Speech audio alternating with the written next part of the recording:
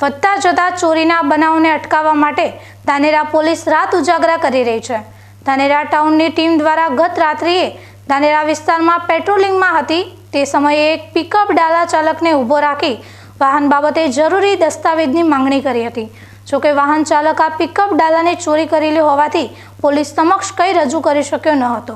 Dhanera police દ્વારા ઈસમની અટકાયત કરી ધાનેરા પોલીસ મથકે લાવી વધુ પૂછપરછ કરતા ઈસમે પિકઅપ ડાલાની ચોરી ધાનેરા વિસ્તારમાંથી 4 માસ અગાઉ કરી હોવાની કબૂલાત કરી હતી।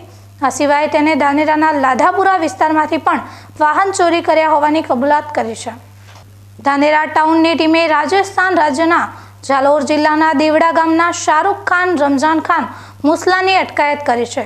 આ ઈસમે ચોરીમાં પોતાના ભાગીદાર રાજસ્થાન રાજ્યના લાખાવાસના ફિરોઝ ખાન અનવર ખાન મુસલાનું નામ ધાનેરા પોલીસ સમક્ષ રજૂ કરતા ધાનેરા પોલીસે વાહન તેમજ ઈસમને પકડવા માટે તપાસ હાથ ધરી છે।